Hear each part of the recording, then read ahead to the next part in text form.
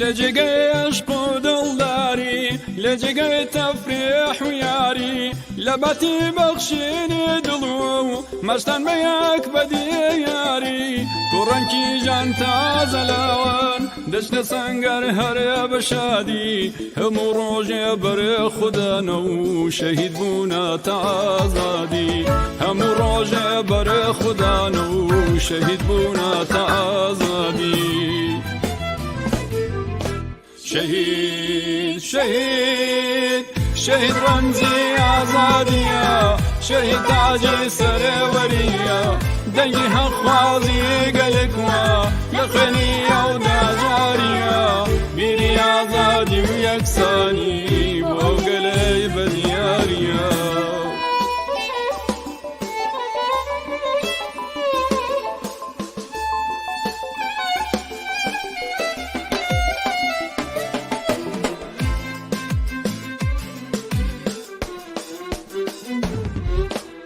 لو استاني هرد ليكا لبريني حناسيكا لناشتني كورياك تشيع لمردني هربا وكيكا شاكزاني نودلنيان نزيك بيريقي درمان بويا كاتي يتعنجين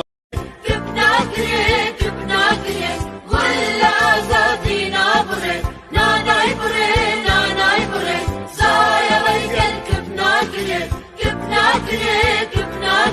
ما في مروض هيل سورة بهاكاني بسنورة ما في مروض هيل سورة بهاكاني بسنورة ولا آزادي نابري ناناي بري زايا ويقل كبنا كري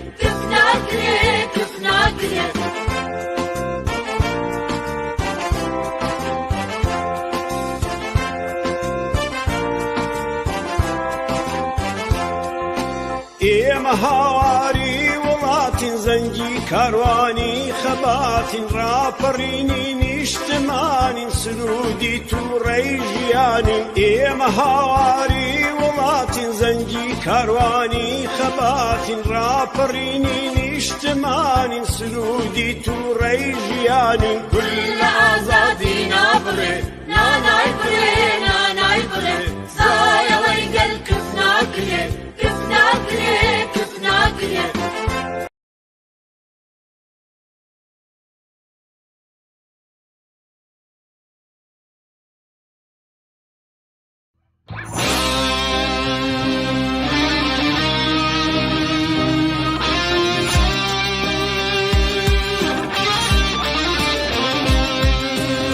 وصيدلاني زمدر جاني نبراوي آزاد جيكي نبصاوي هاوان بانقا واضي وضيقي جار تنجي تيجي دانشقا تواو قيشت الدنيا هروا برو بيش دروا بجي نهيلي التنيا مامستاي وكتابخانة يكاري كورخانة دانیشتوی ئەو شارانە شەقام چاوەڕێتانە جنجیان ئازادی جنجیان ئازادی جنجیان ئازادی جنجیان ئازادی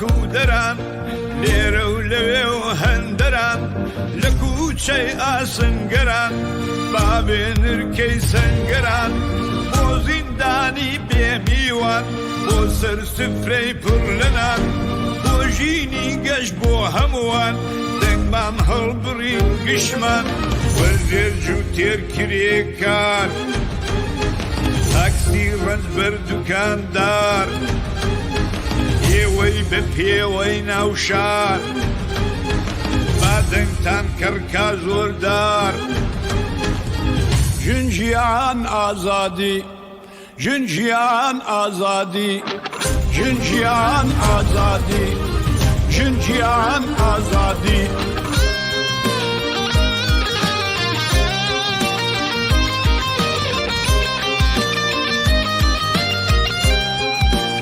بەڵێ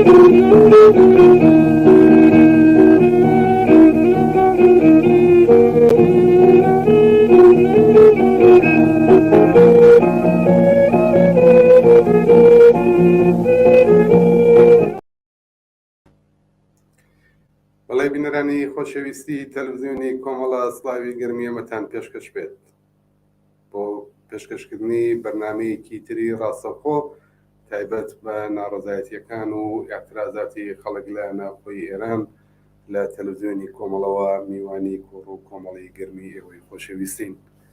ئەمڕۆ 24 سەرماوەز 1400 هەتاوی بەرامبەرە لەگەڵ 15 دسەمبری 2022 زاینی. خۆشحاڵین کە جارێکی تر لەم ڕێگاوە هاتینەوە ناو ئێوەی ئازیز و خۆشەویست و جارێکی تر لێکدانەوەمان هەبێت یا ڕووماڵی هەواڵ و راپۆرتەکانی ناوخۆی وڵات بکەین. ئەگەدەرن کە لەم ڕۆژانەدا دەنگۆی میلیتاریزەکردنی شارەکان، دانی حکمی مەحارەبە و واوەتر ئێعدام بەسەر تعدادێکی زۆر لە ناڕازیان لە ئێران و کوردستان، زیندانیکردن بە دوواداچوون لە لایەن کۆماری ئیسلامیەوە درێژەی هەیە و ئەمە بۆتە هۆکاری ئەوەی کە ناڕزایەتیەکی بەرین لە ئاستی ئێران و کوردستان، لە ئاستی دنیا، لە ئاستی نوێنەرانی پارلەمانەکان و خەڵکی ئازادیخواز و مرۆڤ دۆست لە ئاستی دنیا بەرامبەر بەم جنایەتەی کۆماری ئیسلامی وەگەڕکەوێت. لەم ڕۆژانەدا هەواڵی ئاعدامکردنی دوو کەس لە تاران و لە مەشهەد بە تایبەتی لە مەلەی عام بووە سەرزاری زۆربەی مێدیاکان و ڕۆماڵی هەواڵەکانیان کراوە و ئەو کەسانەی کە حکمی ئاعدامیان بەسەرە سەپا جارێکی تر بووە سەردێڕی هەموو هەواڵەکان و لە ئاستی دنیا و ئێران و کوردستان.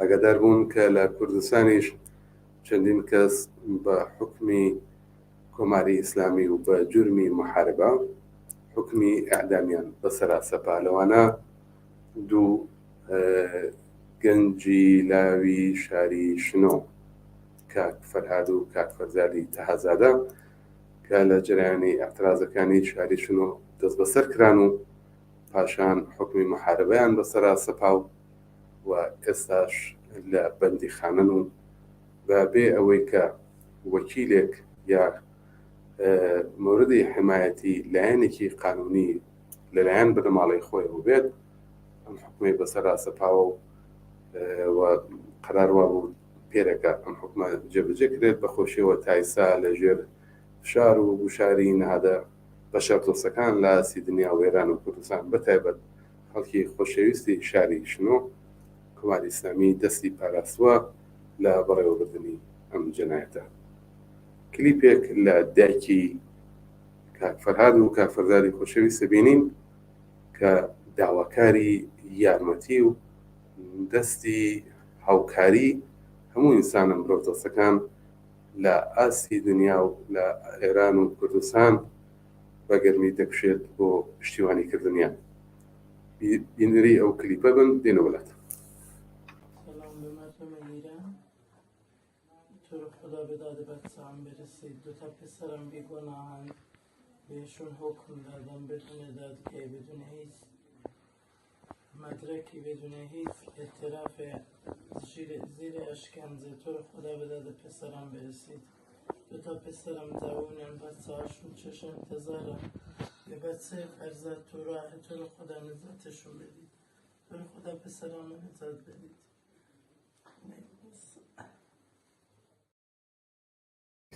بەڵێ ئەوەی کە بینیتان دەنگی دایکی فەرهاد و فەرزادی تەهازادە لە شاری شنۆ بوو کە بەو نەگەرانیەوەی کە ئێوە بینیتان و لەم ماوەی ڕۆژانی پێشوە لە هەموو تۆڕە کۆمەڵایەتیەکان لە هەموو مێدیاکانی دنیاوە دەنگی دایەوە، داوای یارمەتیەکات بۆ ڕزگارکردنی گیانی دوو کۆرپەکەی. ئێمە بۆ زانیاری زیاتر لەم بەرنامە داوامان لە پووری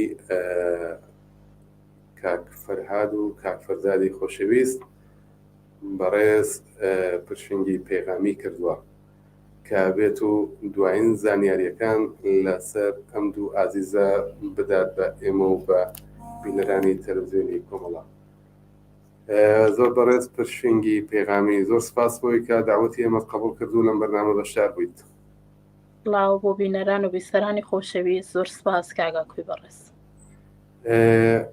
دوایین زانیاری لەسەر کاک فەرهاد و کاک فەرزاد چییە؟ دوایین بارودۆخیان لە چیایە؟ دوایین بارودۆخ من ئیمڕۆ ئاگادار کراومەتەوە کە بنەماڵەی و زیندانە سیاسیانە چوونە بۆ شاری ورمێ کە ملاقاتی کوڕەکانیان بکەن و چاپێککەوتنیان هەبێ لەگەڵ کوڕەکانیان، بەڵام موفق بەوە نەبوونە کوڕەکانیان ببینن، پیان کوتراوە کە کوڕەکانتان لێرە نین، هەر ئەوەی تر بە ناومیدی گەڕانونەتەوە و ئێستاش پێشتر هەر لە زیندانی ورمێ دەست بەسەر کرابوو. فەرزاد تەهازادە خوشکە زایمن لە شنۆ دەست بەسەر کرا ماوەی مانگێک کە لە ژێر ئەشکەنجەی کۆماری ئیسلامیدا بوو، دواتر بەڕێ کرا بۆ زیندانی ورمێ. ئێستا ئەمڕۆ پێیانوتون کە لە زیندانی ورمێنین، معلوم نییە لە چه زیندانێکن، هیچ معلوماتێکتان وەرنەگرتووە بنەماڵێک؟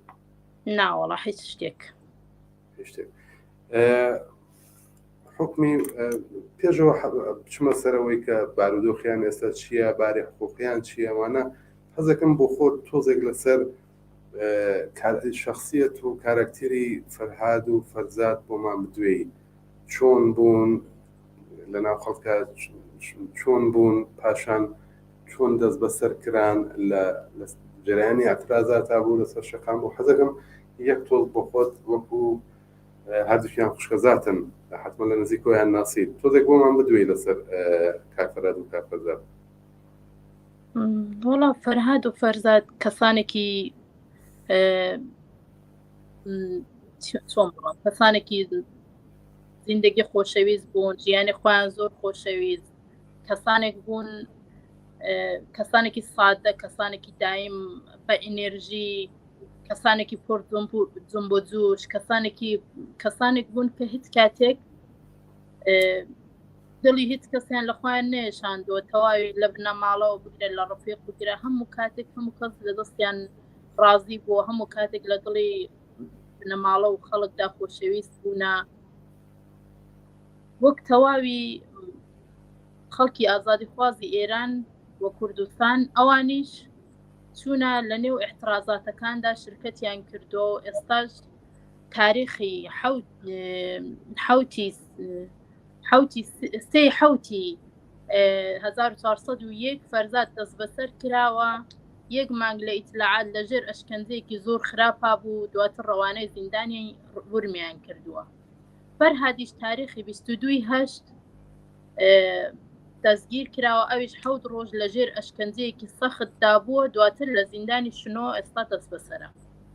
بدونەی ئەوەی دەست بەسەر نەکراون، جیاجیا بووە، مانگێک زیاتر هینیان بووە، خلافی کاتیان بووە 20 ڕۆژ مانگێک. بەڵێ فەرهاد ئێستا لە زیندانی شنۆیە، فەرزادیش لە ورمەیە، پاشان حکومەکەیان بەڵام بە یەک جار سادر بوو، پێکۆمە حاکمە کراون، چۆن بووەمە ئەو لەوێ قازیە جیاوازەکان زیندانێکی جیاواز، ئەگە معلوماتێک دێ لەسەرەوە پێمان بدەی مەمنونەبی. بە یەکەوە بوونە، شاید بە خاتری ئەوە بێت کە لە یەک شۆن محاکەمە و پێکۆ زیندانی نەکراون، ئەو لە ورمەیە و ئەویش لە شنۆ، بەڵام پێکۆمە حاکمە کراون، حکومەکەشیان پێکەوە دراوە. حکومەکان چۆن درا؟ ئەو کوڕانە تا ئێستا دادگایی نەکراون، تەنیا شتێک هەیە دادگای نەکراون، تەنیا شتێک کە هەیە لە ناو زیندان چوونە حکومەکەیان پێ ئیبلاغ کردوون کە ئیتهامی محاربەیان بۆ لێداون، حکمی غیابی و ئیتهامی محاربەیان لێداون، دادگاییش نەکراون. لە ژێر ئەشکەنجە زۆر تۆمەتیان بەسەردا سەپاندوونە. فەرزاد یەک مانگ لەژێر ئەشکەنجەیەکی قورسا بووە. تا ئێستا وەکیلیان بۆ گیراوە، ینی وەکیلێک یا کەسێک لەبارەی حقوقیەوە بێوێت کە لەلایەن بنەماڵەوە بێت بتوانن دفاعیان لێ بکەن؟ لەلایەن بنەماڵەوە ئیجازەی ئەویان نەداوە وەکیل و شتە بگرن. وەکیلی ناوخۆیان هەیە، چەند جارێکیش بنەماڵەکەم چوونە پرسیاریان لێ کردو چۆتە سەر پەروەندەکەیان و توێ 8 ئیتهامیان لەسەر پەروەندەکەیە. 8 ئیتهامیان لەسەر پەروەندەکەیە و ئیتهامەکەشیان معاربەیە، هیچ شتێکمان بۆ ناکرێت. ئەوەی جواب داوەتەوە وەکیلەکە هینی خودی حکوومەتە، وەکیلی بە قەولێک ئەو باسەکەم تەسخیریە لایەن دەسەڵاتەوە کراوە. بنەماڵەت هیچ وەکیلێکیان تایسێ بۆ نەگرتووە یا کەسێک هەیە خۆی نەداون. ئەگەر بنەماڵەکەی خۆی بێوێت وەکیلی بۆ بگرێت، ئایا توانن لەبارەی حقوقیەوە ئیجازەیان هەیە لایەن دەسەڵاتەوە وەکیلی بۆ بگرن و بە جیاواز شوێن کاری تا ئێستا داواکاری ئاوایان کردووە کەم خۆیان وەکیل بگرن، نان هێشتووە، مافی ئەویان پیان نەداوە. ئیجازەی ملاقاتیان هەیە تا ئێستا دایکی لەو وێنە و لەو تەسویرێک کە چەند ڕۆژە لە دنیای مەجازی و دەست بە دەسەکەڕێ و زۆربەی ئەوانەی کە ئاکاونتیان هەیە لە فەیسبوک لە ئینستاگرام ئەوی دەوە بڵاوەکەنەوە بە شدەتیش نیگەرانی بارودۆخی هەم فەرهاد و فەرزادن هەم ئەو نیگەرانیانەی دایکی ئەوان کە بە حەق نیگەرانی گیانی دوو کۆرپە و دوو جگەرگۆشەیەتی بڵاوە بێتەوە. تایسە ئیجازەیان داوە ئەم دایکە بۆ هەموو نیگەرانیە چاوی بە مناڵەکانی بکەوێت؟ تەنیا 2 جار هێشتویانە چاوپێکەوتن نا، بەس ملاقاتی تەلەفۆنی بە تەلەفۆن قسەی لەگەڵ کردوونە. تا ئێستا ملاقاتی حزوریان ئیجازە نەداوە. ملاقات تەلەفۆنیەکەش بە زۆر بێ احترامی و زۆر قسەهایەکی نەشیا و ئیجازەیان پێدراوە. تەنیا بە تەلەفۆن؟ بەڵێ. لە حاڵ ئێستا حەزەکەم دانێکیان لەوان منداڵی هەیە مجەڕەدە یان متەهلە شتێکی ئاواگەرمان؟ فەرزاد کچێکی هەیە، مناڵێکشی بەڕێوەیە، کچەکەی 2 ساڵە. بەڕاستی زۆر دڵی بۆ کچەی خۆش بوو. بەڕاستی کچەکەی ئێستاەوە تقریبەن 2 مانگونیەوە کە باوکی گیراوە، چاو ئینتزاری ئەو باوکێتی. مناڵەکەی کە ئێستا بەڕێگەوە ئێستا لە دایک نەبووە، ئەویش کوڕە. بەڕاستی بە حدێک دڵی پێی خۆش بوو، ناویشی بۆ ئینتخاب کردبوو کە ئاوای بەسەرات. خوشکە زاکانی من تا ئێستا هیچ زۆرە ئیتهاماتێکیان نەبووە، هیچ وەختێک دەستگیر نەبوونا، هیچ وەختێک دەست بەسەر نەکراون، هیچ کاتێک خراپیان بۆ هیچ کەسێک نەبووە، هیچ کاتێک شکایەتیان لەسەر نەبووە. بەڕاستی زوڵمە ئێستا لەو بارودۆخەدا بەسەرە بن. ئەوەی کە تا ئێستا ئێمە بیستومانەوەیە زۆر جار لە خەڵکانی تر و لە کەناڵە جۆرەجۆرەکان بیسراوە وتراوە ئەوەیە کە هەردووکیان دوو گەنجی خۆشناو و جێکەوتوو بوون لە شاری شنۆ. هەروەکو خۆتانی شارەتان پێدا بێکێشە بوون، ئەهلی مرافعە و شدانم بازە کارهایە کە معمولن گەنجانێکن گلێ های وەرە گلێ هایەکیان لەسەرەکە تایبەت بە کارکتری گەنج و لاوە لە کوردستان حتا ئەوەشیان نەبووە. خۆشناو بوون، خۆشەویست بوون، شخصیەتێکیان بۆ لار حەڵ وەکو هەموو ئەو خەڵکە ناڕازی بوون بە وەزیەتی موجود کە هەیە لە ئێران و لە کوردستان. بەڵام حکمی مەحارەبە حکمێکی کولیە، مشەخەسەن چه ئیتهامێک دراوە لە سەریان، مەسەڵەن بووەڵەن بە چەقۆ لە بەسیجیەکی داوە، لایەنێکی سیاسی بووە، شتێکی مشەخەسیان بێ و تووە ئیتهامی مەحارەبە ئیتهامێکی کولیە، ئەتوانێت مەجموعەیە شت لە خۆ بگرێت بە تامە تایبەت بە یاسا و ڕێسا نامرۆڤانەکانی کۆماری ئیسلامیە ئەم نوع لە ئیتهامانە، ئەمە فقط تایبەت لە قانونهای دەسەڵاتانی دیکتاتۆری وەک کۆماری ئیسلامیە. بەڵام حەزەکەم بە وەردی بزانم ئیتهامێکی مشەخەستر و ورتریان پێداون؟ تەنیا ئیتهامێک کە بوان لێدرا ئەو معاربەیە چون وەکیلەکە بەڕاستی جواب ناداتەوە، جوابی بنەماڵە ناداتەوە. وەکیلەکە خەڵکی شاری شنوویە؟ من نازانم ئەوە دەقیق بەڕاستی چون لە وەکیلەکە بنەماڵی دیاتێک و باوشی فەرهاد و فەرزادی ملاقات کردووە تا ئێستا حزوری یەک جار ئەویش وتوویە چوومەتە سەر پەروەندەکەیان هەش ئیتهام لەسەر پەروەندەکەیەتی و حکومەکەشیان ئیتهامەکەشیان معاربەیە هیچ شتێک لە دەستی ئێمە بەرنایەت ئەوان جوابی بنەماڵی ئێمە داوەتەوە لەوە زیاتر هیچ معلوماتێکی تری نەداوە هیچ شتێکی نەداوە هیچ شتێک. ئێستا ئێوە بە شێوەیەک بۆ خۆتان بوونەتە دەنگ و هاواری دایکی فەرهاد و فەرزاد جگەلەوەی کە خۆشت هەردووانە خوشکەدای خۆشت نیگەرانی هەیە کە لە مۆردی سڵامەتی و داهاتوو سەرنوشتی ئەوان هەیە ئەوان بە زەحمەت ئەتوانن لەوانەیە دەنگی خۆیان بگەن ئاسی دنیا بگەنت نهادە خێر مرۆڤ دۆستەکان بۆ خۆت پەیامت چییە؟ داخوازت چییە؟ بە تایبەت لەو نەهادە مرۆڤ دۆستانە خەڵکی کوردستان و بە تایبەتی خەڵکی خۆشەویستی شاری شنو. من تەنیا داواکاریم لە تەواوی خەڵکانی ئازادی خوازی ئێران و کوردستان بە تایبەت شاری شنۆ ئەوەیە بچن بەهانای بنەماڵەکەمەوە لەو بارودۆخە ناخۆشە و لەو ڕۆژە سەختانەوە تەنیان نەهێڵن دەنگی ئەو کوڕانەمان بن کە لە ژێر ئەشکەنجە و ئەسیری کۆماری ئیسلامی ئێرانن. تەنیا داواکاری ئێمە ئەوەیە دەنگمان بن نەهێڵن کۆماری ئیسلامی زیاتر لەوە خانەوادەکانمان بنەماڵەکانمان داغدار کات و جوانەکانمان لەبین ببات. تەنیا داواکاری من ئەوەیە.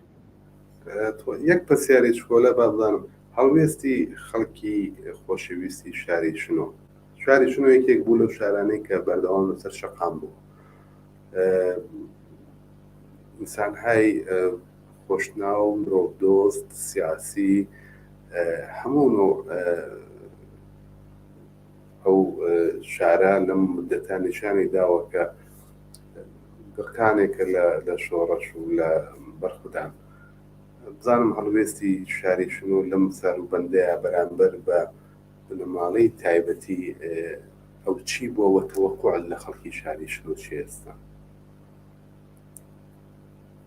تەوەقۆم تەنیا لە خەڵکی خۆشەویستی شاری شنۆ ئەوەیە پشتیوانی بنەماڵەکەم بن ئاگادار پشتیوانیان بکەن دەنگی ئەو کوڕانەمان بن پشتیوانی بنەماڵەکەم بکەن تەنیا خاستەی من ئەوەیە.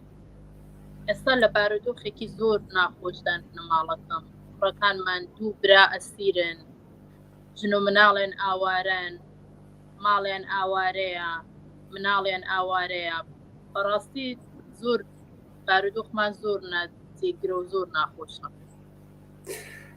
زۆر سپاس بەڕێز پرشنگ پەیغامی پووری دوو ئازیز و خۆشەویست کاک فەرهاد و کاک فەرزادی تەهازادە سپاس بۆی کە لەم بەرنامە بەشدار بوویت هیوادارم دەنگت بگات بە ئەو شوێنەی کە ئەبێ بگات دەنگی ئینسانهای ئازادی خواز مرۆڤ دۆست نهادە بەشەر دۆستەکان و هەموومان پێکەوە بتوانین بەر بەم جەنایەتانەی کۆماری ئیسلامی بگرین و بە تایبەتی گیانی فەرهاد و فەرزادی ئازیز و خۆشەویستیش ڕزگار بکەین و بە سڵامەتی بگەڕێنەوە ئازیزی ماڵەکانیان.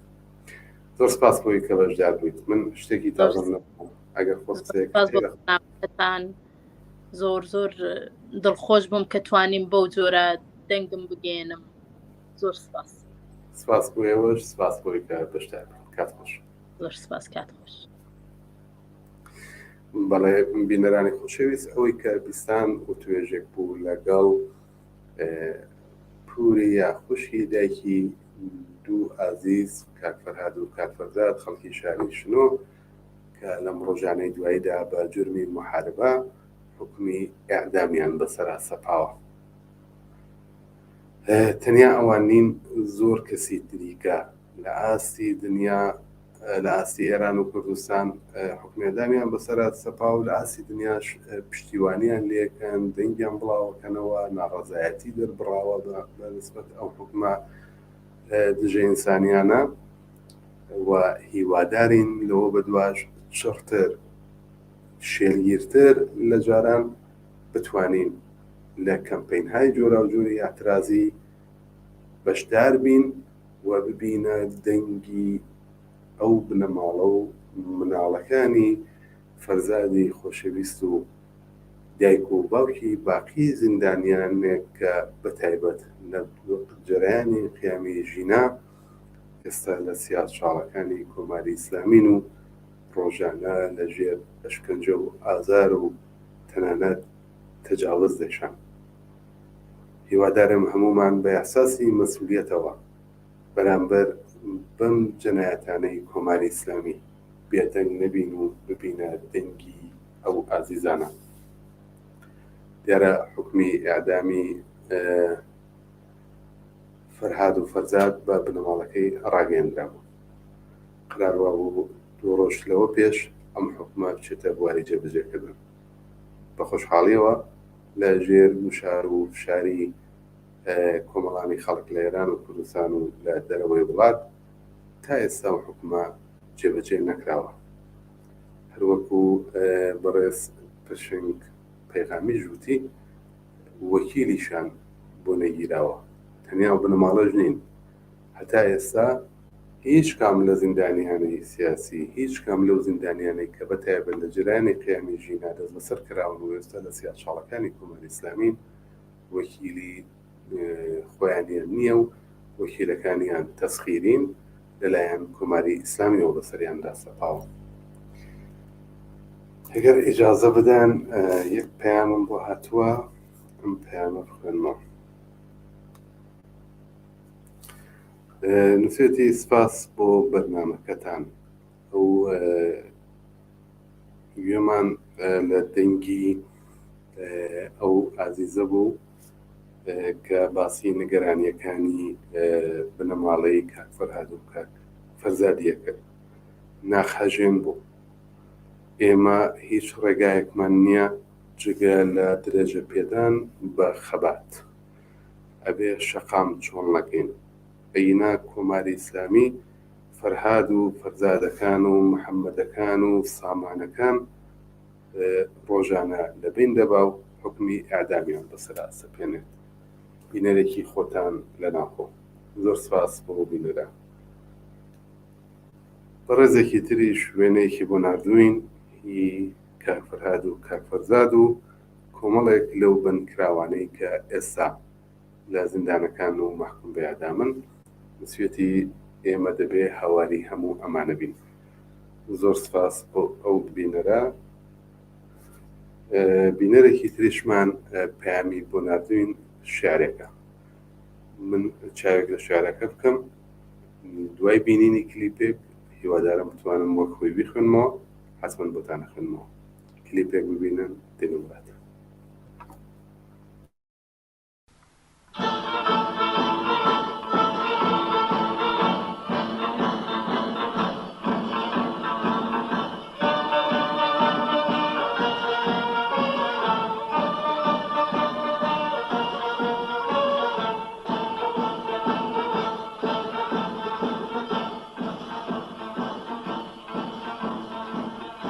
کارگەری جەنگاوەری بەندەری تێکۆشەری کارگەری جەنگاوەری بەندەری تێکۆشەری بۆ قەڵای سەرمایەدار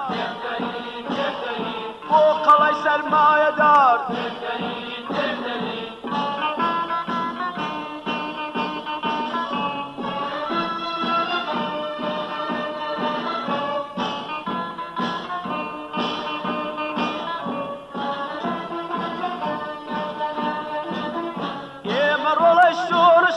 قارەمانی هێرشین ئێمە ڕۆڵەی شۆڕشین قارەمانی هێرشین بۆ سپای خوێن خواری خوار قڕکەرین دوا بڕین بۆ سپای خوێن خواری خوار قڕکەرین دوا بڕین کارگەری جەنگاوەری بەندەری تێکۆشەری کارگەری جەنگاوەری پەنجەری تێکۆشەری بۆ قەڵای سەرمایەدار بۆ قەڵای سەرمایەدار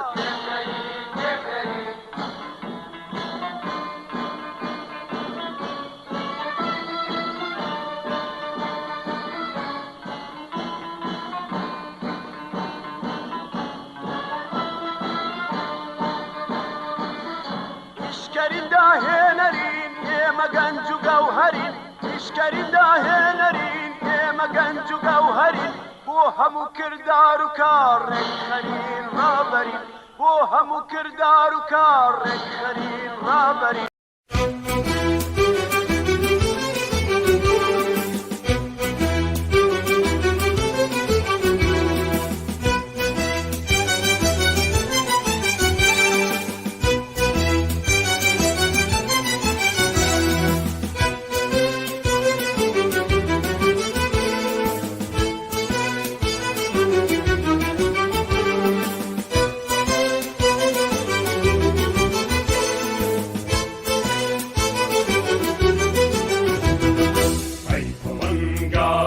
بەسامی نێودڵی داگیرکەران نێودڵی داگیرکەران ئەی هەواڵانی بەزەبری پەیکەری چەوسێنەران پەیکەری چەوسێنەران ئەی بەڵنگانی بەسامی نێودڵی داگیرکەران نێودڵی داگیرکەران ئەی هەواڵانی بەزەبری پەیکەری چەوسێنەران پەیکەری چەوسێنەران ئەی گزنگانی سەراسۆ و دەمکەلی ڕێگەی خەبات هەڵگرانی بیری تازەی شۆڕش و موش دەینەجات ئەی بەرەنگارانی دونیای پڕ لە ڕەنج و ژینی ڕاش دەی بخوێنن دەنگ هەڵێنن بەوچەکە بۆ ژینی گاش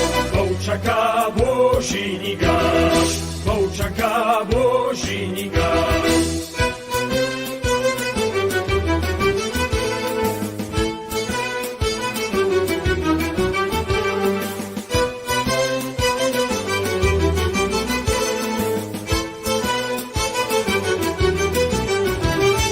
باڕەهێڵەی یاگرینتان سەر بە دوژمنکانەوی وا خوڕۆش و جۆشی چەکتان ڕۆی هەتا و پەرزەوی با لە ڕەوتی سووری مێژ و شۆرەت و ڕەنگاتەوە با لە چوار توڕ نەیژیهانە بەرزیتان دەنگاتەوە بەرزیتان دەنگاتەوە بەرزیتان دەنگاتەوە ئەی بەڵنگانی بەسامی نێودڵی داگیرکەران نێودڵی داگیرکەران ئەی هەواڵانی بەزەبری پەیکەری چەوسێنەران پەیکەری چەوسێنەران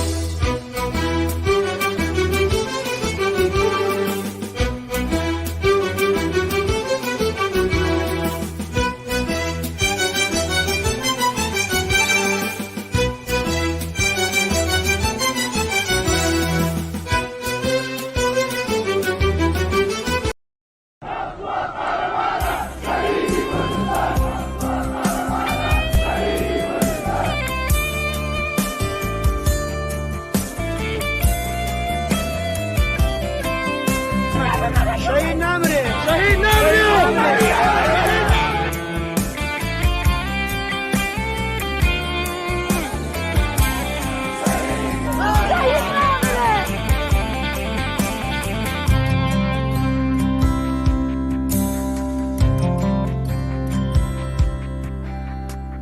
شهید نامره وەکو شاخ وەکو بەفر وەکو درەخ وەکو بەهار و گڵباخ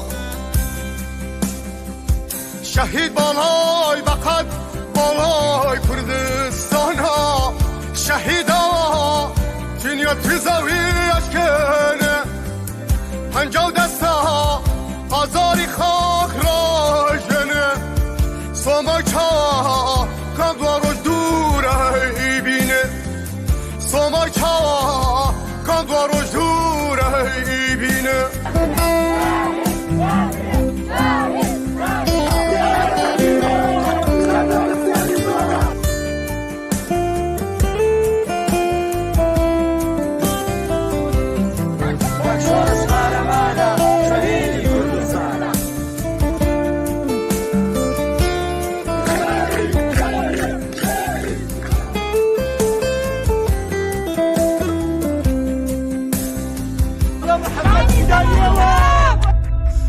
شهید بالای بقد بالای کردستانا دلی آزادی و بیداخی لوتکای حلوستی انسانا شهید نامره وکو شاه وکو بسر وکو درخت وکو بهار و گلباغ شهید بالای بقد بالای کردستانا شهیدا دنیا تزاوی از کنه پنجاه دستا آزاری خاک را جنه سوماکا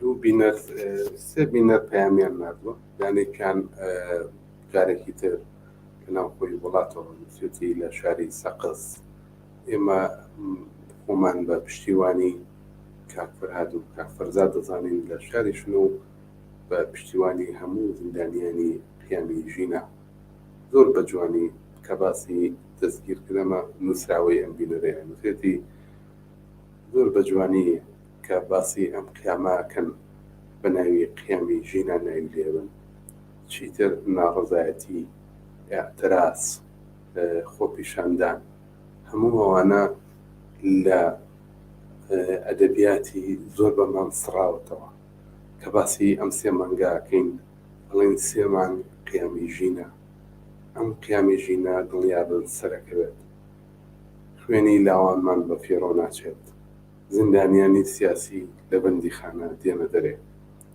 تەنیا بە مەرجێک ئێمە یەک بین یەکگرتوو بین هاودەنگ بین سپاس بۆ تەلەڤیزیۆنی کۆمەڵا سپاس بۆی کە بنەماڵەی کاک فەرهاد و کاک فەرزادتان بەسەر کردەوە هیوادارم هەمومان دەنگی و بنەماڵە بین بینەرێکی خۆتان لە شاری سەقز زۆر سپاس بۆ ئەم بینەرە خۆشەویستە بینەرێکی تر پەیامی نردووە نووسێتی ئەو گەنج و ئەو لاوەی کە دوێکە چووە سەر پەیکەری لای مەیدانی ئیقباڵ ناوی سەرکۆ محەممەد زادە بوو قارەمانی مۆتای بە نیشانەی ناڕەزایەتی بەو هەموو خوێنە لە ئێران و کوردستان ڕژا چوو ئەو پەیکەرە بە ڕەنگی سوور دەربێنێ بەڵام لەلایەن هێزەکانی یەگانی ویژەوە تەقەی لێکرا و بریندار کرا ئێستا لە ئیتلاعاتی سوپا دەست بەسەرە و چارەنووسی نادیارە سەرکۆ محەممەد زادەش گیانی لە مەترسیدایە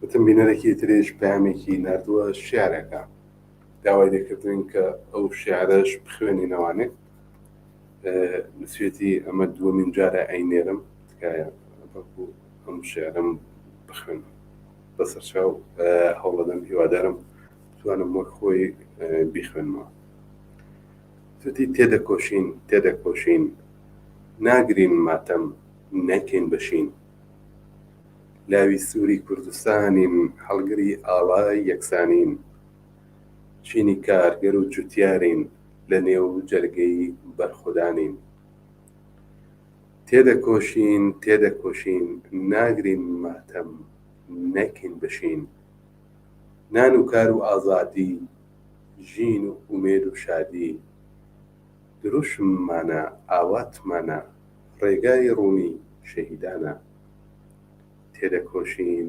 تێدەکۆشین ناگرین ماتەم نەکەین بەشین لە سەنگەرمان لە خیابان بۆ کرێکار و بۆ چەوساوان تێدەکۆشین و بێباکین ئەسێرەی سووری ڕووناکین تێدەکۆشین تێدەکۆشین ناگرین ماتەم نەکەین بەشین بۆ جیهانێکی دادپەروەر نابینە بندەست نابین سەروەر بۆ یەکسانی تاک و گەلان لە مەیدانین بەبێ وەستان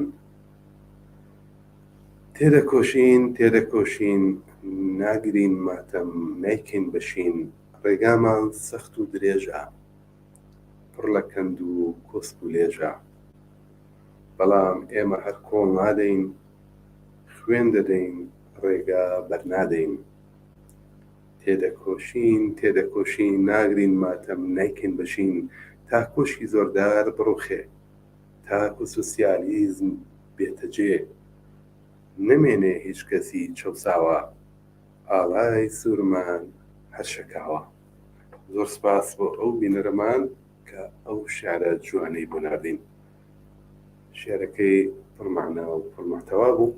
ئێمە حتمەن ئەیخێنە اختیار بەشی هاوڕێیانمان لە بەشی هونەری کۆمەڵە کە بتوانێت کاری باشتری لەسەر بکات و بە شێوەیەکی ڕێکپێکتر بخوێنێتەوە. هەوەکو داخوازی خۆتان ئێمە لە بەرنامەی ڕاستەوخۆ هەوڵەمدا بیخوێنمەوە. یەک دوو پامی تریشمان بۆ هاتووە. پامێک هاتووە پرسیارە نووسێتی ماوەیەکە هەندێک لە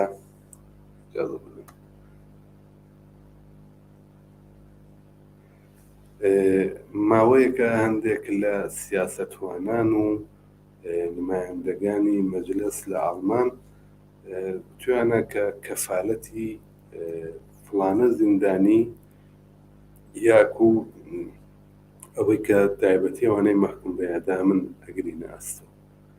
ئەمە واتای چییە؟ چۆنە؟ ئایا دەکرێت بۆ هەمووان وابێت یا ئەوان دەتوانن کەفالەتی زیندانیان بە کۆمەڵ بگرنە ئەستۆ؟ ئەمە پرسیارێکە کە بینەرێک نردوێتی نش هەوڵ دەدەم تا ئەو جێگایی کە معلوماتم لەم بارەوە هەبێت ئێوەی لە ئاگادارکەم. ئەگەریش پێویست بکات حتمەن زیاتری لەسەر تاقیقەکەین و لە بەرنامەهای داهاتوە یا لە شوێنی تر سڵاتی لەسەرەکەین. کەفالەتی سیاسی یا بە معنایەک حمایەتی سیاسیە. ئەم دەستەواژەیە تایبەتەن لە وڵاتی ئاڵمانەوە هاتە ناو ئەدەبیاتی سیاسی و ئێستاش ماوەیەکە لە جەرایانی قیامی ژینە بۆ هەندێک نوێنەری ئاڵمان و دوو نوێنەری وڵاتی سوێدیش لە پەرلەمانی وڵاتە کەفالەتی هەندێک لە بەندکراوان بە تایبەتەوانەی کە بوون محکوم بە ئیعدام کراون لە جرمی مەحارەبەیان لەسرە بە ئەستۆ گرتووە. ئەم کەفالەتە تا ئەو جێگەی کە بزانم زیاتر پێشتر وەک حمایەتی سیاسی مەطرح بوو لە ناو نوێنەرانی دەوڵەت و مەجلس لە ئاڵمان بۆ پشتیوانی لە نوێنەران و پەرلەمانتارانی وڵاتانی تر بوون کە بە شێوەیەک جیاوازبیر بوون یا بۆچوونێکی تریان هەبوو یا دفاعیان لە باز ئازادی هەیەگە کرد، بەڵام ئەو وڵاتە دیکتاتۆری و مستەبد بوون بەحساب و ئەو نمایندەگان ئەو نمایندەی پارلەمانانە بە شێوەیەک ئەکەوتنە مەترسیەوانێ لەلایەن بۆ نمونە مەسەلەن لە پەرلەمان لە مەجلسی ئێران کەسێک پەیدا ببێت جیابیر بێت بەداخەوە بە کەمی لە پەرلەمانی عێراقا یا کولەن نەبووە لە هی ئێران ئاشتیوە یا وڵاتانی تر دفاعی لە مەسەلەیەکی مشخصی حقوقی یا دفاعی لە مافی مرۆڤ کرد بێت و لەلایەن دەسەڵاتەوە لە ژێر وشار و فشارا بووێت. ئەم نمایندانە دفاعیان لە هاوپیشەکانی خۆیانیان کردووە، ئەوە بە شێوەیەک حیمایەتی سیاسی خۆیانیان لێ کردووە. ئێستا لەم سەروبەندە ئەمە وەکو حمایەتی سیاسی چون باری حقوقیە پێڵەن کەفالەتی سیاسی دەستەواژەیەکی تازەیە کە لەم زیندانیانی مەحکوم بە ئیعدامە بە تایبەتی لەلایەن چەند پەرلەمانتارێکی ئەڵمانی و سوێدیەوە لەم زیندانیانە کراوە. پێشتر ئەم حمایەتی سیاسیە زیاتر بۆ ئەو کەسانەی کە دوو تابعیەتی بوون لە ئێران، مەسەلەن نازەنینی زاغری کە لە ئێرانە زیندانیە شاروەندێکی بریتانیایی ئێرانی بوو، لەلایەن دەوڵەتی مەسەلەن بریتانیاوە حمایەتی دیپلۆماتیکیان لێکرایە، حمایەتی سیاسیان لێکرا بۆی کە بتوانن بە شێوەیەک کۆماری ئیسلامی بخەنە شەرایەتێکەوە کە دەستی ڕاحەتر تێنەچێت، ئیعدامی نەکات و بە شێوەیەک دەسەڵات و دەوڵەتێک بکەونە پشتیوانی لەمە و ئەم دەستەواژە زیاتر بۆ شاروەندانی دوو تابعیەتی بەکارەبرا. ئێستا با تەوەجۆ بەوەی کە ئەم زیندانیانە لە ژێر خمەترسیدان و ئەمانش دوو تابعیەتینین ئەڵێن بەو دەلیلە پێڵەن کەفالەتی سیاسیینە لە ئەساسە ئەو حمایەتی یا کەفالەتی سیاسی ئەو حرفق ئەو حمایەتی سیاسیە کە پێشتر لە هاوپیشەکانی خۆیان لە وڵاتانی دیکتاتۆر زەدەیان کردووە ئێستا لەوانەیە زیندانیانی ئێرانی محکوم بە ئیعدامەکە. ئەمە تەبعاً دیارە لە بواری جمهوری ئیسلامیەوە باری حقوقی نییە. مەسەڵەن بڵێ جمهوری ئیسلامی موظفەکە لەباری قەزای حقوقیەوە دەست ڕابگرێت، بەڵام هەنگاوێکە بۆەوەی کە ئەم کەسەکە ئەبێ بە کەفیلی بۆ نمونە ئێستا فەرهاد و فەرزادی تەحەزادە لە شاری شنۆ بۆ خۆی پەروەندەکەیان پەیگیریەکات، پەرلەمان و دەوڵەتی وڵاتەکەی لە وردەکاری ناو ئەو کەیسە ئاگادارەکاتەوە و بە شێوەیەکیش پشتیوانی و حمایەت لەو حاڵەتە سمبولیکە کە ئێمە مەسەلەن پێشتر بە ئەکسیۆنهای مختلف یا لە ڕێگای نەهاتهای جۆرا و جۆرەوە ئەمانویست بیگەێنێنە گوێی نەهاتهای مرۆڤ دۆست و دەسەڵاتداران لە وڵاتانی ئەوروپایی و ئەمریکا ومانە کە بتوانن ببینە دەنگی زیندانیەکی سیاسی هەڵسوڕاوێکی کرێکاری ژنێکی زڵم دەکرا و ئێستا لە خودی دەسەڵاتەوە ئەمە دێت. ئەمە خۆی هەنگاوێکی باشە مثبەتە ئەرێنیە، بەڵام جمهوری ئیسلامی لەبارەی حقوقیەوە موظف ناکات بۆی کە دەسڕاکرێت، بەڵام دەنگی ئەمانە بەو شێوە بگاتە پەرلەمانی وڵاتانی دنیا و ئاوا ئینعکاسی هەبێت بگاتە گوێی خەڵکانی ئازادی خواز و بەشەردۆست و بە دەربەست لە ئاسی دنیا. خۆی هەنگاوێکی باشە و بە بڕوای من بە نەزەری من پشتوازی لێ بکرێ و زیاتر لەسەری بوەستین و هیوادارین ئەم هەنگاوانەی ئەم پەرلەمانتارانە لە وڵاتانی جۆرا و جۆر گشتگیرتر بێت، زیاتر بێت و لە ئاسی وڵاتانی دنیا بتوانن هەڵوێستی هاوشێوە بگرن بەرامبەر بەو زیندانیانەی کە ئێستا لە ئێران محکوم بە زیندانن، محکوم بە ئیعدامن و گیانیان لە مەترسیدایە. ئەمە نوعێکە لە پشتیوانی ئەوەی کە پرشنگی پەیغامی پوری فەرهاد و فەرزادی تەحەزادە پێشتر داوای کرد، داخوازی کرد کە ببینە دەنگی بنەماڵەکەیان. ئەمە بە شێوەیەک ئەو دەنگەیە و لە ئاستی مەسئولینی ڕەدەباڵای دەوڵەتانی ئەوروپایی و بە تایبەت پەرلەمانتاران حتمما فشارێکی مزاعەفە بێت بۆ کۆماری ئیسلامی کە بەڕاحەتی دەستی نەچێتە ناو خوێنی لاوان و گەنجانی شۆڕەژێر لە ئێران و کوردستان.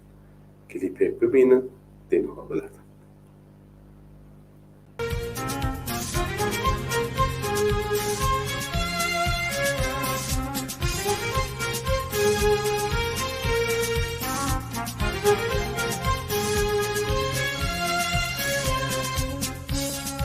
درودی من ئەو دیلەم بیر و باوەڕی شۆرشگێرانەی زیندانە سیاسەکانە ئەوانەیە لەگێر سەختترین ئەشکەنجەدا بیر و باوەڕی شۆرشگێرانەی خۆیان ورناکەن. من ئەو دیلەم لا زیندانی تاریکا ئاتاوی بیر ڕووناکەکە بەرچاوێم باناوازار هەڵقەیداوی باریکا حافظنجی ئەبچرینی هەنگاوێم حافظنجی ئەبچرینی هەنگاوم.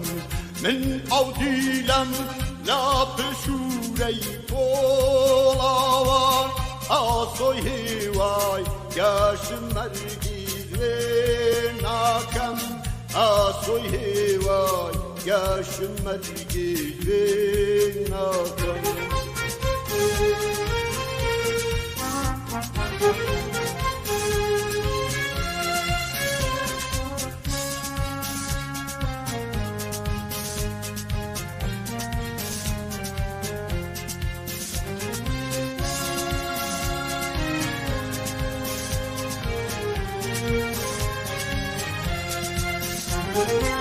باقری سود باروی آسمان نصرا بندی آین آمایی برواکم مادامی بی زور بیگالم لا پشتا در گولاو پسرما بو خاصم در گولاو پسرما بو خاصم من او دیدم لا پشورای بولاوا آسوی وای گاش مرگیز و ناکم آسوی وای گاش مرگیز و ناکم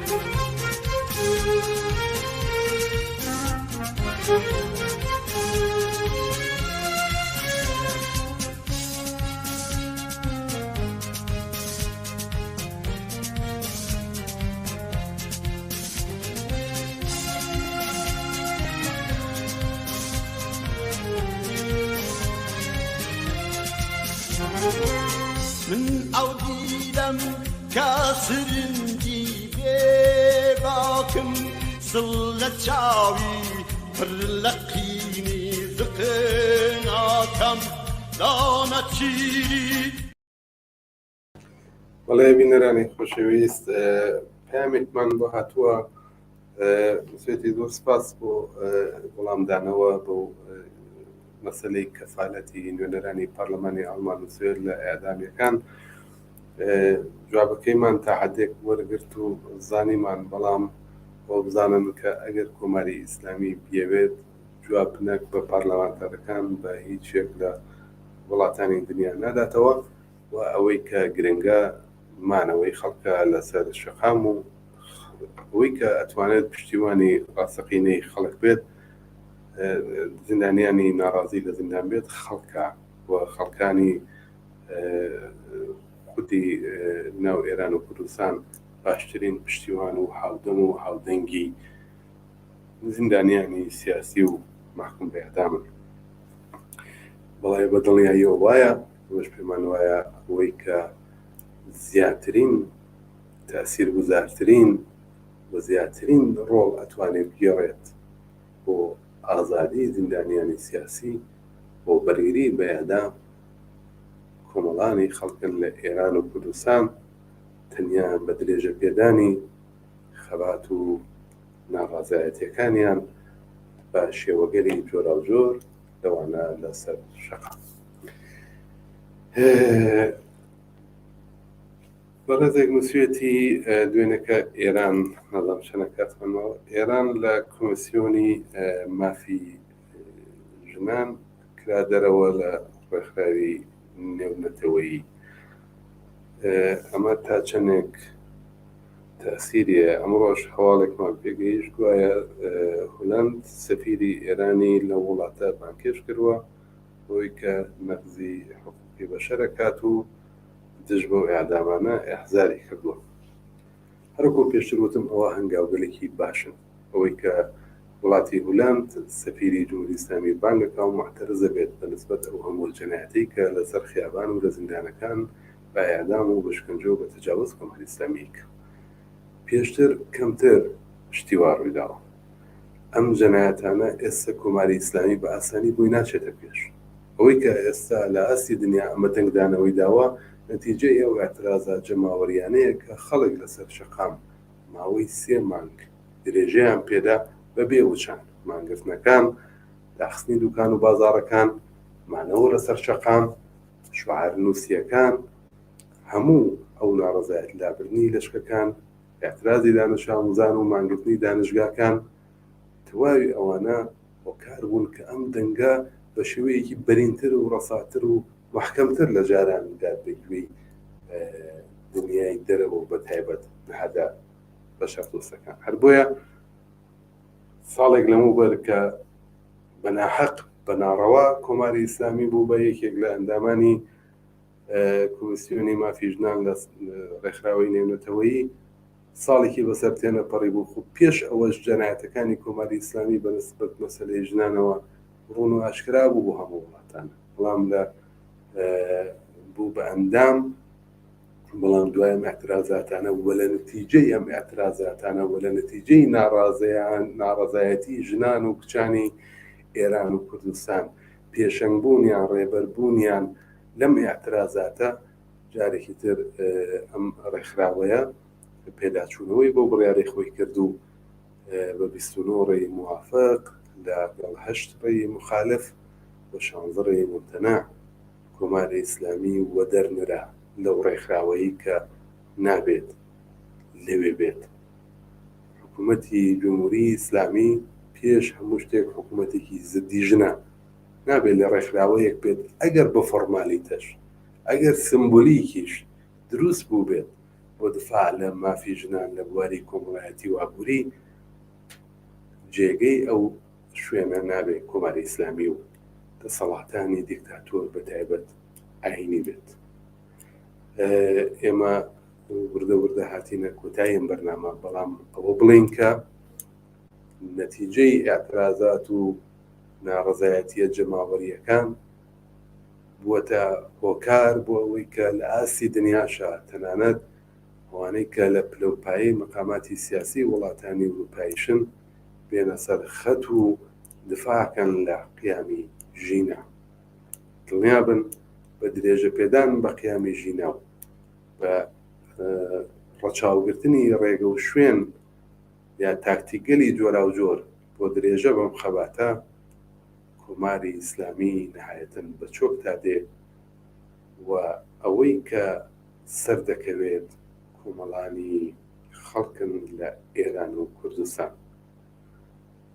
تا بەرنامەیەکی تر تا دیدارێکی تر بە کامرانێتان ئەسپێرم بژین بە شادی.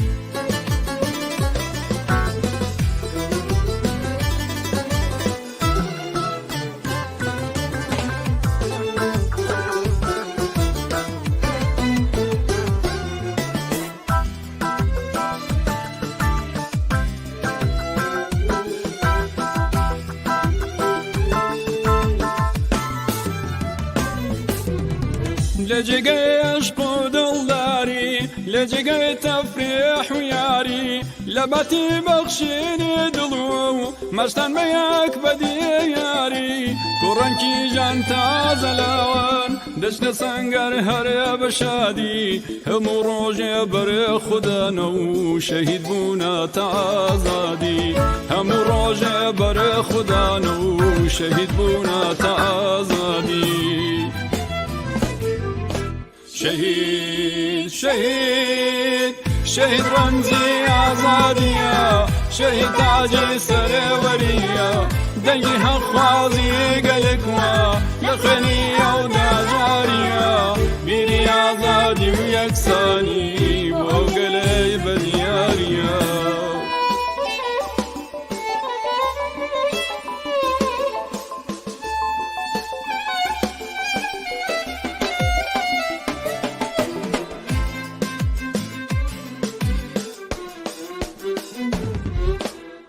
لە وەستانی هەرێ دڵێکە لە بڕینی هەناسێکە لە ناشتنی کوڕیا کچیە لە مردنی هەر باوکیەکە چاکەزانین و دڵنیان نزیکە بێ ڕێگەی دوورمان بۆ یە کاتێتان نێژی